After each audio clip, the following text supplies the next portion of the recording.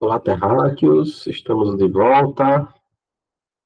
Mais uma aulinha aqui, mais a continuação de uma aula de biomecânica de marcha agora. Então, vamos descomplicar um pouquinho as fases da marcha, tá? No tópico anterior, eu falei um pouquinho sobre o controle postural e a neurofisiologia da marcha. Então, a gente começou falando um pouco sobre isso, o que é controle postural e da extrema importância que isso tem relacionada com a reabilitação de marcha, sobretudo quando a gente visualiza o sistema sensorial. Tá? Então, a gente vai tirar um pouquinho agora a parte sensorial e vai falar da parte realmente musculoesquelética. A gente vai analisar a mecânica da marcha, tá?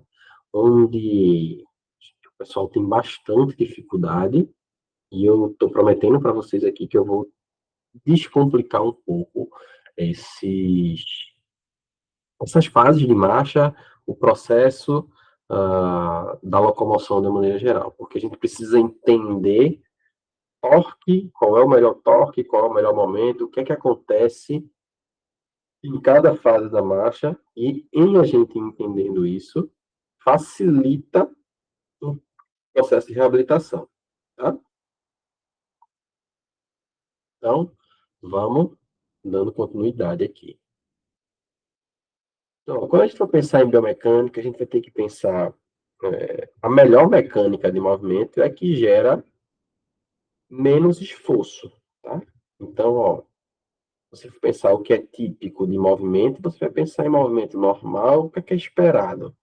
Variabilidade, esforço razoável, eficiência, efetividade, precisão e aquisição do objetivo definido. Então, no movimento normal, eu espero menos esforço, mais eficiência, mais eficácia, tá? Mas aí vem a cabeça. O que é típico e o que é atípico? Né? Então, vamos lá. Creio eu que todos, não sei se todos são formados, enfim, mas todos que passam pelo curso de fisioterapia, sei lá, dependendo da faculdade, terceiro, quarto período, todos nós passamos pela disciplina de semiologia, avaliação, qualquer coisa que chame desse tipo. A gente sai dessas aulas olhando os outros na rua e dizendo, ó, como anda troncho, ó, não sei o quê. Então, a gente é treinado, adestrado a encontrar defeitos, digamos assim, a perceber formas atípicas de movimento. É tanto que todo mundo é treinado para isso. Minha mãe olha uma pessoa na rua e diz, filho, olha o que é que ele tem. Ele tá andando estranho, né? E já pergunta, foi um AVC? Minha mãe não tem como saber se foi um AVC, pode ter sido um traumatismo craniano, pode ser uma esclerose múltipla, tá? Porque nem todo AVC é igual. Mas vamos conversar sobre todo AVC ser igual ou não depois, tá? Vamos primeiro falar do que é típico e o que é atípico. O que é típico para vocês na locomoção? A gente é fácil a gente treinar, a gente ver isso. A gente consegue olhar uma pessoa andando e dizer, essa pessoa anda legal. Essa pessoa anda todo desengonçado, anda batendo pelos cantos, anda torto, anda com passo curto, tá mancando. A gente faz isso desde o quarto período da faculdade, desde o terceiro período da faculdade. Tá? Então, analisar o que é atípico não é tão difícil assim. O problema está em, dentro do que está atípico, descobrir o que é que está causando aquilo. E a marcha é um movimento muito complexo, porque a marcha envolve muitos movimentos seletivos em várias articulações ao mesmo tempo. A marcha envolve todo o corpo. A marcha envolve vários sistemas. A marcha envolve cognição, porque eu preciso planejar. A marcha envolve emoção, porque tem relacionamento, tem medo de cair. A marcha envolve sistema neuromuscular, porque tem coordenação, velocidade. A marcha envolve força, alongamentos. A marcha envolve sensibilidade. Minha perna agora está dormente, isso é uma verdade. E se eu for me levantar e andar agora, vai ser uma andada meio feiosa. Então, a marcha envolve o sistema sensorial. A marcha envolve o balance, envolve o equilíbrio. A marcha envolve simetria entre lado esquerdo e direito. A marcha envolve o vencer forças externas. resistência do ar, por mais que você ache que seja pouco, ela está lá, tá? A marcha envolve contrarrotação e movimento pendular do braço. Então, às vezes, você vai ter aí um, um paciente que tem um braço muito rígido, muito espástico, e que esse braço ele não pendula, ele é pesado, tá? Então, ele tem dificuldade nessa contrarrotação. E existe esse conceito aqui que a gente gosta bastante de passar adiante, um conceito que a gente aprendeu, não me lembro em qual curso do Google que a gente aprendeu isso, um conceito que os membros inferiores, eles são o motorista, né? Eles é que fazem a locomoção, e os tronco e o superior, ele é passageiro. O que acontece muitas vezes é que esse cara daqui, ele não é o motorista, ele está sendo levado. Como é que eu sei isso? Às vezes acontece do paciente ele gerar um pêndulo com um tronco para conseguir fazer o movimento da perna. Então, na verdade, ele não faz a flexão do quadril. Ele pega o tronco dele, balança, e esse balanço do tronco joga a perna para frente. Ele não tem movimento de flexão do quadril, e sim um pêndulo do tronco. Então, na verdade, o membro inferior está sendo levado, ele está sendo o passageiro, e não ele está levando o tronco, tá? Então, quando você vê paciente que oscila muito o tronco para frente, para trás, locomovendo, é um sinal que esse cara está usando o tronco como alavanca para o membro inferior, tá? Então você já começa a ficar atento que o membro inferior dele talvez não seja nem tão forte assim, por mais que ele esteja em pé, ou que estejam faltando movimento seletivo de algumas articulações ali, tá? Ou de várias, tá? Então fica atento.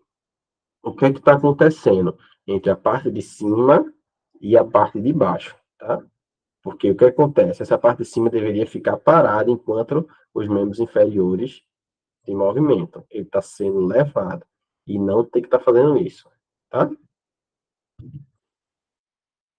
E a gente vê por que os pacientes eles querem tanto andar. Pegue um paciente neurológico, sei lá, um paraplégico, um hemiplégico, e perguntem assim: qual é o seu desejo? Os paraplégicos, os lesados medulares, eles vão ter um desejo particular da parte pélvica, da parte urinária, de sair da sonda, de sair da fralda, enfim, mas tem o sonho de voltar a andar. Os hemiplégicos eu quero andar. Eu até preciso do meu braço, mas eu preciso primeiro voltar a andar. E eu sei disso porque são muitos pacientes. Eu atendo de segunda a sexta, são 8 atendimentos de pacientes no hospital por dia que eu faço. Tá? Desses 8 por dia, são 40, né, por semana. Desses 40 atendimentos que eu faço na semana, deve ser na faixa de uns 30 a 35 pacientes que são AVC, ou que não é AVC, é um traumatismo craniano que tem características semelhantes ao AVC. Tá? Então, deve ser nessa faixa. E eu digo a você, praticamente todas as tarefas estão relacionadas, todos os desejos estão relacionados à locomoção, de quase todos, quase todos, tá? Eu quero voltar a andar porque me dá independência. Eu quero voltar a andar porque eu vou ter função, eu vou ter liberdade. Eu quero andar porque andar é questão de sobrevivência. Andar é saúde, tá? Andar é pra, me dá prazer. Então, eu sair para um shopping é prazeroso, eu andar na praia é prazeroso, tá? Eu ando para executar uma função na sociedade, eu ando para ir na igreja, tá? Então, quando eu pergunto assim, o que é que você quer? Eu quero voltar a andar. Para quê? E aí são N respostas. Ir para a igreja, ir para o shopping toda semana que eu ia, ser independente, conseguir ir no banheiro sozinha, tá? Então, a gente tem... Por quê? Quando você tem um paciente M, eu ainda tenho uma mão para fazer uma tarefa, para me ajudar na função de mão. Quando eu tenho um paciente para, eu tenho as duas mãos para ajudar na função do membro superior. Mas para andar, eu preciso das duas pernas. Basicamente é isso. Então, eu preciso entender que a locomoção ela é uma função importante de reabilitação, tá?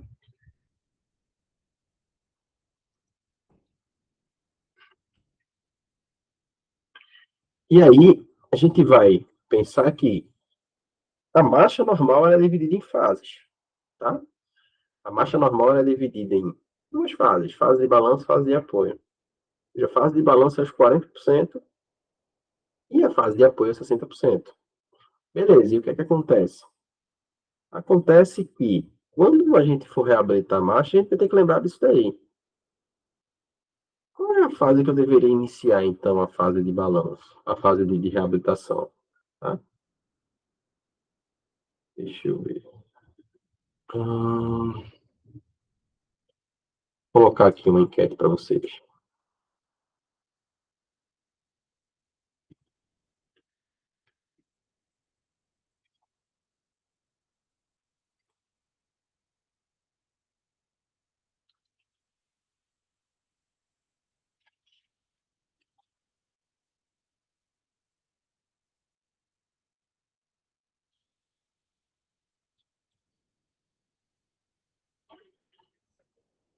Vamos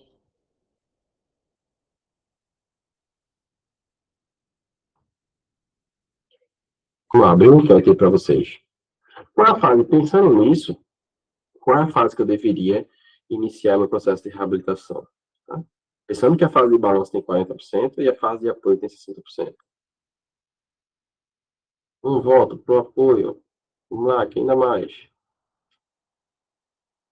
Dois votos para o apoio. Quem dá mais?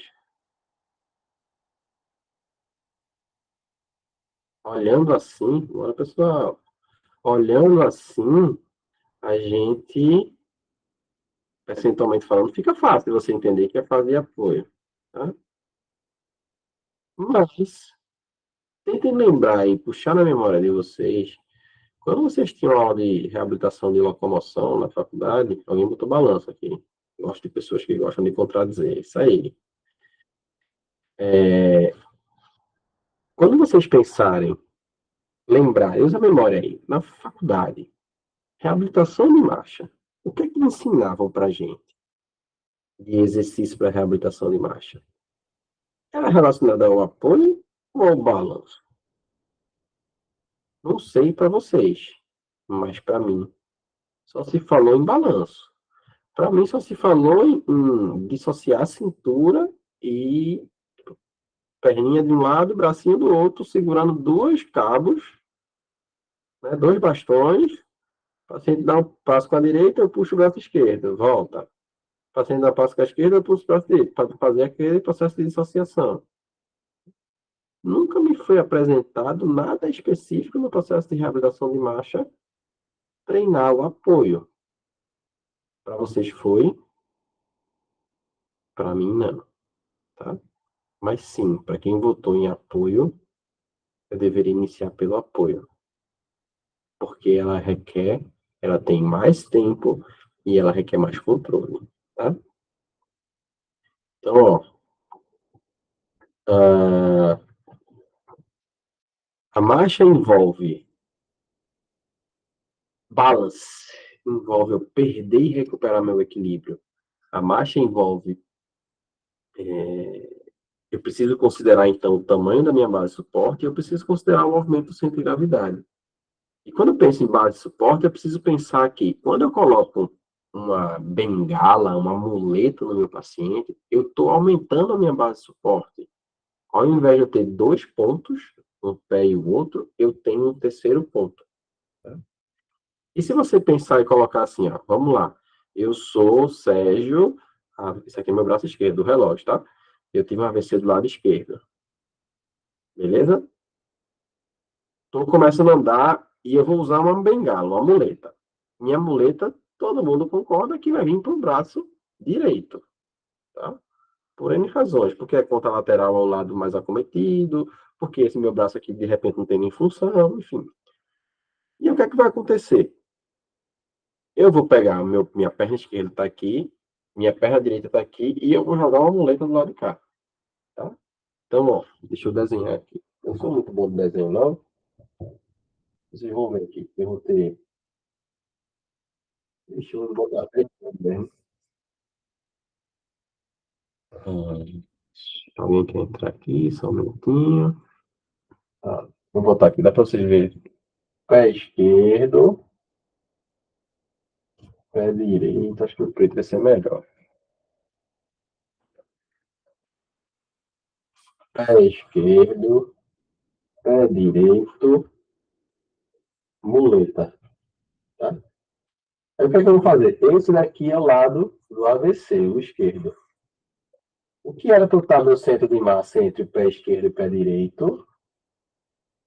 Eu vou pegar e vou deslocar esses caras para cá. Então, eu vou ter uma base de suporte maior com o centro de massa mais deslocado. Tá? E aí, o que é que vai acontecer? À medida que eu for deslocando mais o meu centro de massa para o lado da muleta, eu vou fazendo menos esforço no lado do AVC. E quando eu faço menos esforço no lado do AVC, tem uma lei da neuroplasticidade que diz assim, quanto menos eu uso, mais eu perco a função. A lei do desuso. Tá? Deixei de usar, perdi função. E aí eu estou jogando meu peso para a muleta e para a perna direita é legal, a perna esquerda é mais acometida, e jogando o peso para a muleta. O que é que acontece? Eu vou perdendo função de membro inferior. Então, muleta é uma coisa que não curto muito para paciente com AVC. Apesar de, às vezes, achar que ele vai precisar por conta de segurança em alguma determinada situação. Mas, se fosse possível, todo meu paciente de AVC evoluiria. Cadeira de roda, andador e nunca mais muleta nem bengala. Dali direto para locomoção independente. Tá? Se dependesse de mim, seria assim. Mas não rola, muitas vezes. O paciente não gosta de andador. O andador chama mais atenção, é mais pesado, é mais difícil de você transportar, ocupa mais espaço, tá? Então, eu tenho as fases da marcha, né? A fase de apoio dividida em contato inicial, resposta à carga, apoio médio, apoio final, pré-balanço. Depois das fases de balanço, que é balanço inicial, médio e final, tá?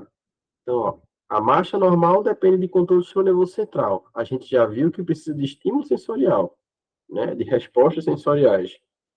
E eu tenho as forças de reação ao solo. Por quê? Lei de Newton, ação e reação. Quando eu empurro o chão me empurra, e é isso que faz andar. Então, dependendo de como tiver a mecânica do meu pé, o que é que vai acontecer? Se eu não tiver alinhado corretamente, mecanicamente bem alinhado, a força de reação ao solo, ela vai ser maior para um lado do que para o outro. Ela vai mais me atrapalhar do que me ajudar. Então, reparem aqui. Vamos lá. Ó, na fase de apoio final, tá? No apoio final. Qual a posição que está o apoio final? Esse pezinho aqui atrás, ó. Vocês reparem que a angulação da tíbia e fíbula para o chão. O pé, ele vai fazer uma propulsão. Então, quem vai fazer a propulsão, a flexão plantar, vai empurrar o chão nessa direção aqui, ó. Gastrocnêmio, né? Sólido, então, o tríceps femoral, ele empurra o chão nessa direção, inclinado na direção da tíbia, e o solo empurra ação e reação. Então, ele vai no mesmo sentido, na direção oposta, né? Com a mesma intensidade. Então, se eu empurro o chão para cá, o chão me empurra para lá. Então, ó, empurrei para baixo e para trás, na diagonal, o chão me empurra e gera propulsão de movimento.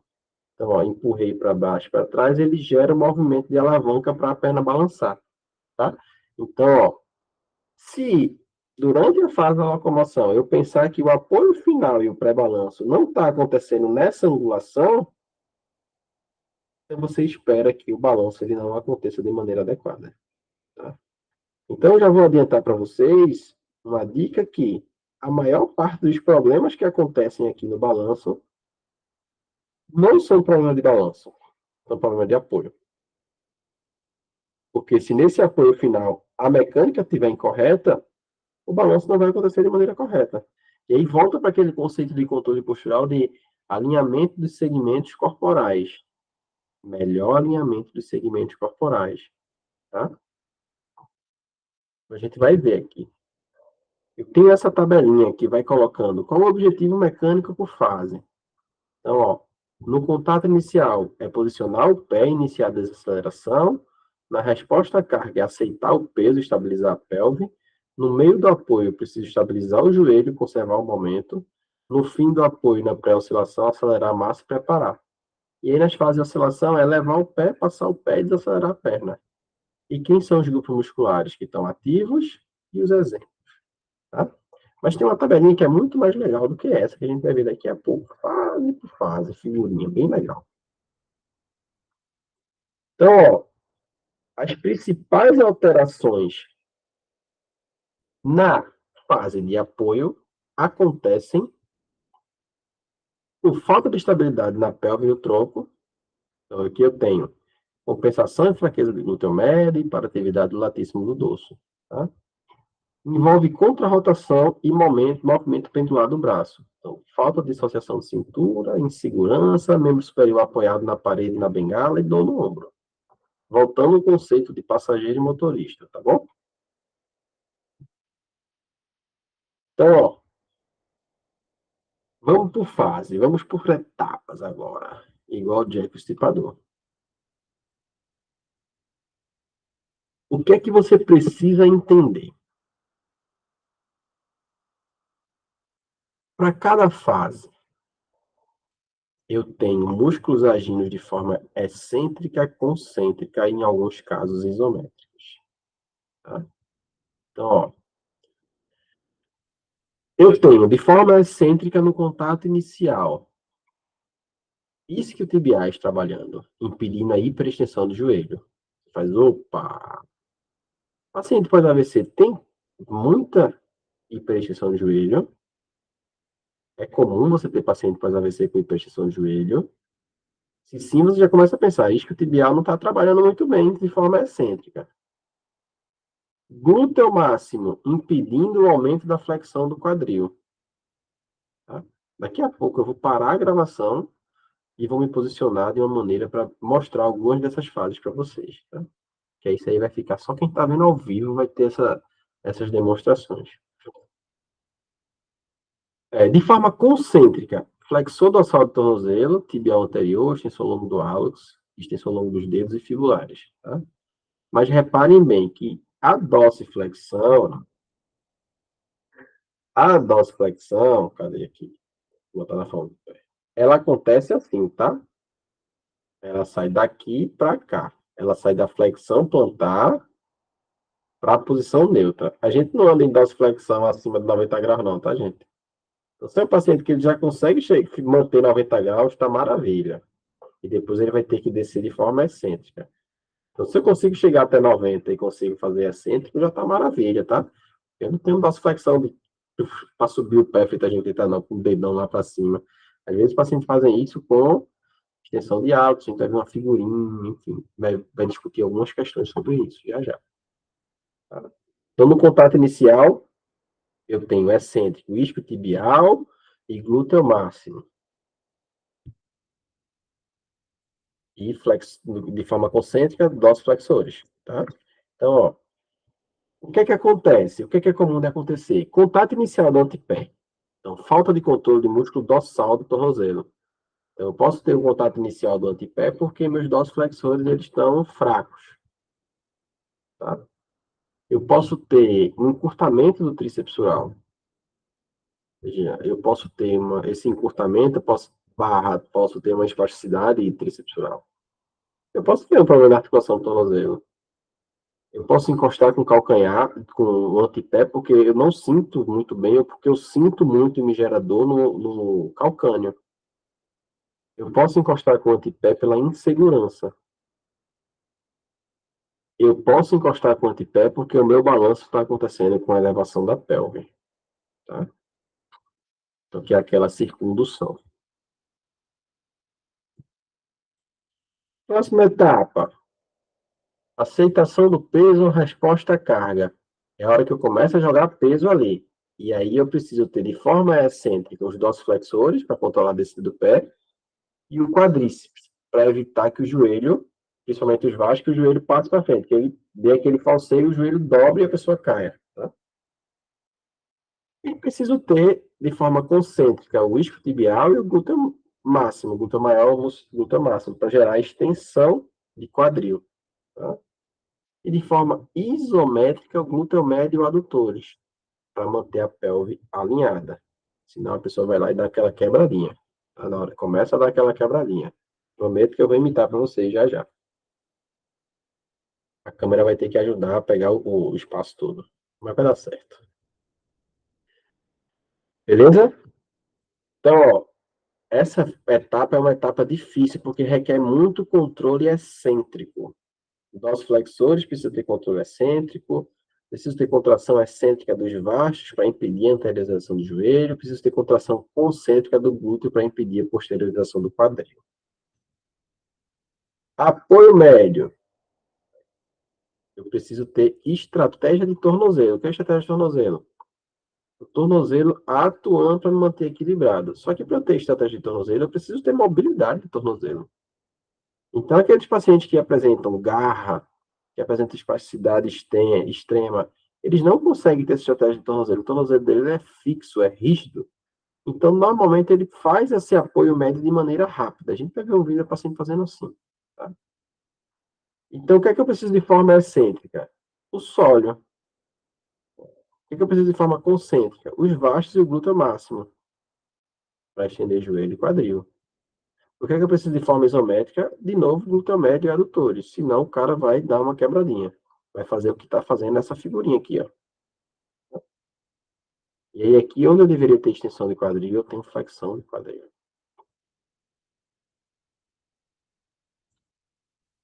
Então, ó, eu posso ter uma linha por trás do quadril, jogando a pelve para frente.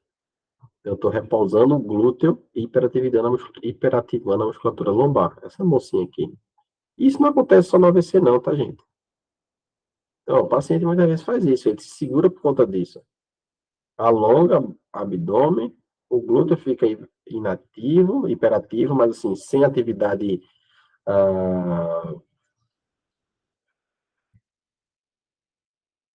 voluntária. Então, ele fica ali numa posição que ele não gera atividade voluntária, você está se segurando na articulação, tá?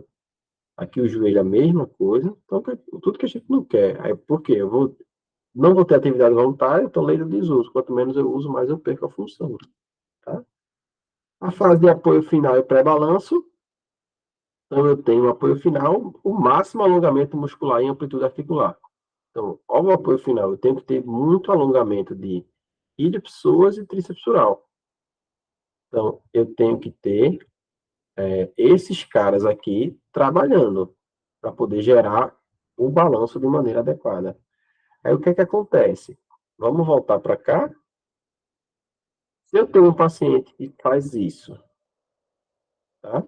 E o que é muito comum disso acontecer, o paciente faz AVC, é muito comum ele estar nessa condição aqui na hora que ele vai andar. O tornozelo dele, o ângulo tibio-társio, ele está aberto, o ângulo tibio-társio está aberto, ele deveria estar 90 ou mais fechado, o joelho hiperestendido e o quadril em flexão.